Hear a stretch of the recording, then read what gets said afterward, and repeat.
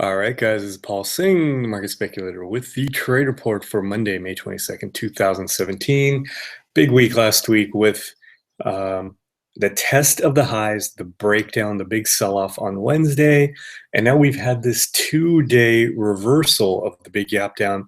Now it'll be completely negated if we get up here over 240. We're about 1.7 points away on SPY. But we cleared that first hurdle, which was the breakdown bar. So really good 2 days here. Now over the weekend, nothing major happened. Oil is popping this weekend, and SPY and the market is up slightly. So that's good. Now we're going to watch for this level here. How does the market react to this gap level? And then if it ever does get up here to test this level, can it break through? If it does break through, this time we should be set up for a big run. And this is looking very similar to last year's post-Brexit run, which was 2 days instead of 1 day, but we had the big drop and then the recovery. You can see it tested the gap, pulled back a little bit when it tested the gap, and then had the big run. And this ended up being one of the most profitable periods we had in 2016.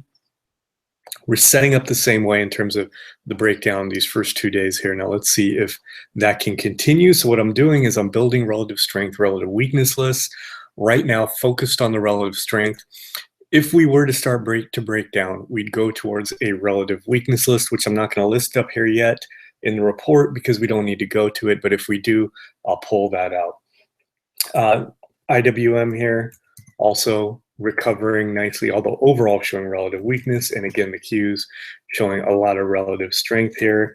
Biotech, interesting day because the first day of recovery here was one of the stronger sectors, but then Friday pulled back in and didn't participate. So some weird action there with biotech. Oil continues to ramp up and is gapping up again this morning. We don't really have an entry at this point for it. And then XLE energy also looking strong. And that's something we could potentially enter with ERX here. So we'll keep an eye on ERX. Friday took the bounce opportunity to take some profits in RRGB. This was the early entry earnings breakout play where we entered on the day of the breakout, got the pop to 73 and exited for a nice win there. And then NVIDIA, we took the profits in the long after shorting here, getting the nice profit, getting the quick reversal entry, and then exiting on Friday when it hit our target, basically right away. So now we're going to watch for a break of this range. If NVIDIA can break this 138 range, we'll get back in. So you can see this is one of those stocks that we're going to continue to play as long as it gives us good opportunities. We've already had 3 opportunities in a row in the last week and a half.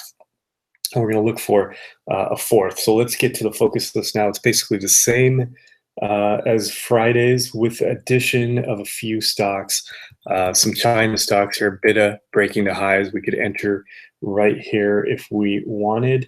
CTRP, also near highs, a break of 56.50 could get us in. SQ was an earnings breakout, holding the 9. Again, we could get in here or wait for the break of the high.